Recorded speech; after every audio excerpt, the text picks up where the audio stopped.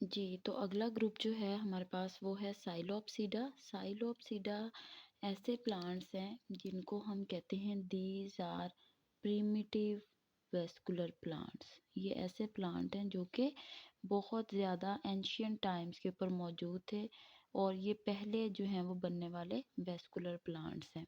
ठीक है, इनके अंदर मतलब कि वेस्कुलर टिश्यूज़ यानी कि जाइलम और फ्लोएम जो है वो मौजूद होता है, तो इस वजह से हम इनको प्रिमिटिव वेस्कुलर प्लांट्स भी कहते हैं।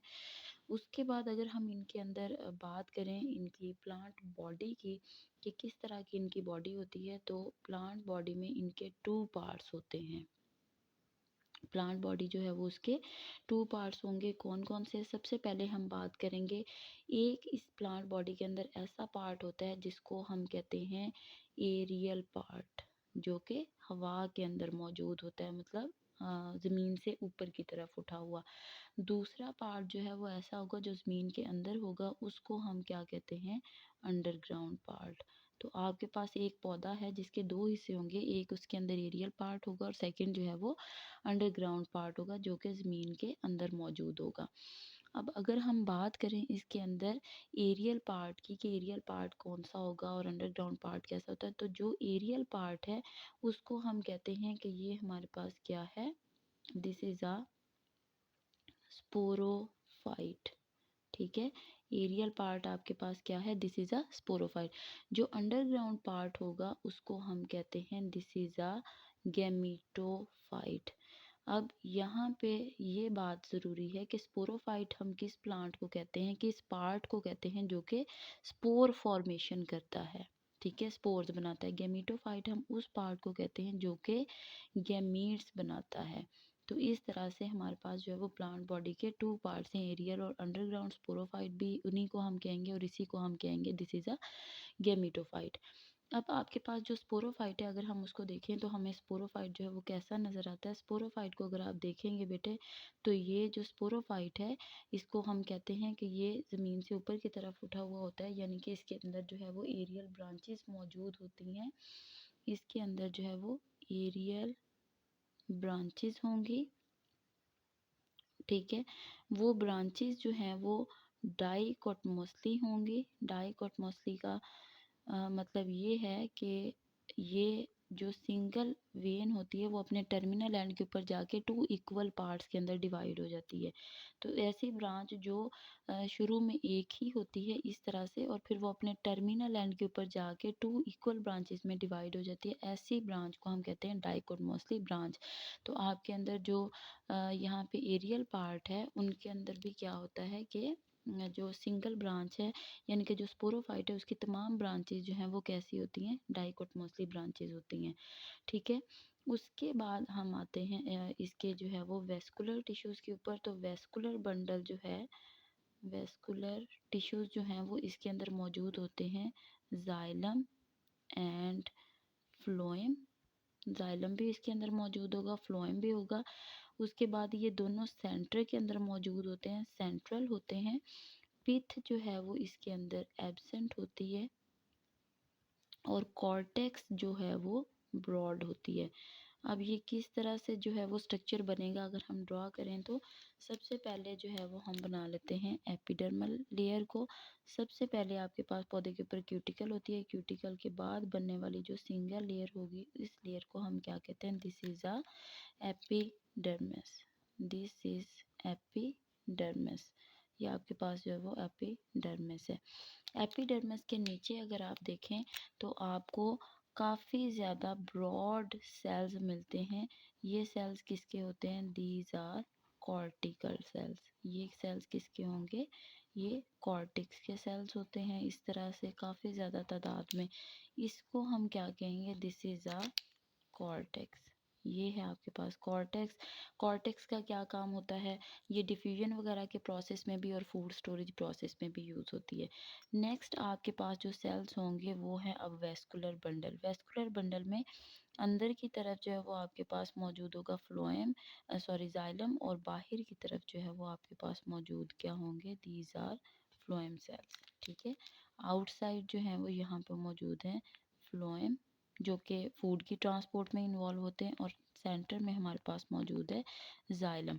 तो ये इसके जो है वो स्पोरोफाइट का स्ट्रक्चर है। अब अगर स्पोरोफाइट को हम जो है वो ड्रॉ करें कि इसका स्ट्रक्चर जो है वो कैसा होगा, तो ये आपके पास एक प्लांट है, ठीक है, जो ज़मीन से ऊपर की तरफ, जिसको हम स्पोरोफाइट, इसकी तमाम ब्रांचेस जो हैं वो ऊपर की तरफ जाके अपने टर्मिनल एंड के ऊपर जाके डाइकोटमोस्टली ब्रांचेस के अंदर जो हैं वो इन डिवाइड हो जाती हैं। इस तरह से जितनी भी ब्रांचेस हैं वो क्या होंगी, डाइकोटमोस्टली ब्रांचेस। इन ब्रांचेस के ऊपर जो है वो ट्राइलोब स्ट्रक्चर जो है, मतलब 3 लोब, अगर हम उसको देखें किस तरह से ट्राइलोब, तो इस तरह से, इस तरह के जो हैं वो स्पोर फॉर्मिंग स्ट्रक्चर मौजूद होते हैं, जिनको हम कहते हैं साइनेंजिया। ये इनके ऊपर भी मौजूद हो सकते हैं और इनकी लेटरल साइड यानी कि इनके साइड्स के ऊपर भी। इसको हम क्या कहते हैं, इसका नेम है साइनेंजिया। और ये इन्वॉल्व किसके अंदर होता है, it involves in spore formation. ये यूज़ होता है स्पोर फॉर्मिंग के लिए। इसके अंदर जो है वो हैप्लॉइड स्पोर्स बनते हैं। ये आपके पास जो है वो स्ट्रक्चर किसका है, this is a sporophyte structure. Next अब हम बात करेंगे गेमिटोफाइट की। गेमिटोफाइट का जो प्लांट होता है वो अंडरग्राउंड होता है, ठीक है। उसके अंदर जो है वो फोटोसिंथेटिक सेल्स मौजूद नहीं होते, फोटोसिंथेसिस का जो प्रोसेस है वो नहीं कर सकता, ज़ेरे ज़मीन होता है। इस वजह से वो जो है वो सिर्फ जो फूड वगैरह के जो ट्रांसपोर्ट है उन्हीं के अंदर जो है वो इस्तेमाल होता है। अच्छा, नेक्स्ट अगर हम बात करें तो जैसे मैंने आपको बताया कि हमारे पास जो गेमिटोफाइट है वो क्या है, this is a underground part of the plant. और अंडरग्राउंड अगर हम इसको देखें तो ये जो है वो राइजोम कहलाता है, ठीक है। इसको हम क्या कहेंगे, राइजोम। जिस तरह से हम पोटैटो वगैरह का स्टेम देखते हैं कि वो भी अंडरग्राउंड होता है, उसको भी हम इसी तरह से, फिर जब ये राइजोम जो है वो ग्रो करता है तो ये अपने आप को जो है वो अटैच करता है विद द राइजोइड्स, ठीक है। अब अगर मैं आपको इसका स्ट्रक्चर जो है वो ड्रॉ करके बताऊँ तो जो अंडरग्राउंड पार्ट होगा वो भी इसी तरह से जो है वो इस तरह से डाइकोटमोस्टली ब्रांचेस होंगी। इसके अंदर भी आपको जो है वो डाइकोटमोस्टली ब्रांचेस मिलेंगी। और दूसरी बात ये कि इसके ऊपर इस तरह से minute hair like structures attach होते हैं, जो कि हेल्प करते हैं इसके अंदर पानी और फूड की एब्जॉर्प्शन और ट्रांसपोर्टेशन में। तो इनको हम क्या कहते हैं, दीज आर राइजोइड, ये राइजोइड्स हैं।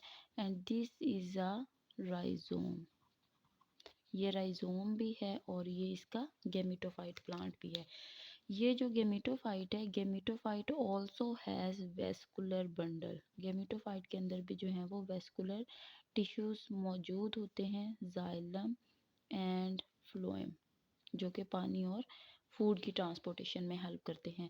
थैलस लाइक बेसिकली ये स्ट्रक्चर होता है राइजोम, जिसके अंदर जो है वो ट्रू रूट्स जो हैं वो मौजूद नहीं होती। ये गेमिटोफाइट क्योंकि लेस कॉन्स्पिकुअस है, ठीक है, ये क्या है, लेस कॉन्स्पिकुअस है, यानी कि लेस डोमिनेंट है ये, जबकि स्पोरोफाइट आपके पास जो है वो डोमिनेंट है।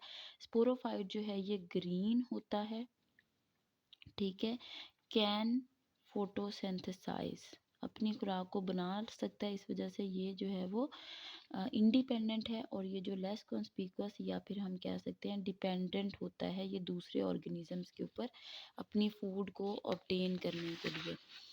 अब अगर हम इसके अंदर फूड के प्रोसेस को देखें कि किस तरह से ये अपनी फूड को लेता है, तो ये सिम्बायोटिक रिलेशनशिप बनाता है gametophyte. It form symbiotic relationship with the fungi, relationship with fungus. ये फंगस के साथ जो है वो इसके सेल्स के अंदर, यानी कि अगर हम स्टेम के अंदर देखें यानी गेमिटोफाइट के अंदर देखें तो यहाँ पे आपके पास जो है वो फंगस के सेल्स मौजूद होते हैं, जो कि क्या करते हैं इसके अंदर इसके लिए जो है वो फूड को अवेलेबल बनाते हैं और इससे प्रोटेक्शन लेते हैं। तो ऐसा जिसमें फंगस जो है वो गेट करती है, fungus gets protection from rhizome, and ये प्रोटेक्शन ले रही है एंड प्रोवाइड करती है फूड टू इट। तो इस वजह से जो है ये एक बेनिफिशियल रिलेशनशिप है, इसी वजह से हम इसको कहते हैं दिस इज़ अ माइकोराइजल और सिम्बायोटिक रिलेशनशिप। तो इस तरह से ये दोनों जो हैं, अब यो आपके पास गेमिटोफाइट है, स्पोरोफाइट के ऊपर साइनेंजिया होते हैं तो वो स्पोर फॉर्मेशन में हेल्प करते हैं। गेमिटोफाइट के ऊपर बिल्कुल इसी तरह से आपके पास जो हैं वो अटैच होते हैं मेल और फीमेल गैमीट फॉर्मिंग स्ट्रक्चर, जिनको हम नेम क्या देते हैं, these are antheridia and archegonia. इसी तरह से इसके ऊपर जो है वो एंथ्रीडिया अटैच होगा और इसी तरह से इसके ऊपर आर्चिगोनिया अटैच होता है। ये दोनों आपस में फर्टिलाइजेशन करेंगे, जाइगोट बनाएंगे, जाइगोट जो है वो डेवलप होकर दोबारा से स्पोरोफाइट, और इनके अंदर भी वैसे ही अल्टरनेशन ऑफ जनरेशन जो है वो यूज़ होती है। जी, तो इसकी जो एग्जांपल है साइलोप्सिडा की वो है साइलोटम एंड मेसिपिटेरस।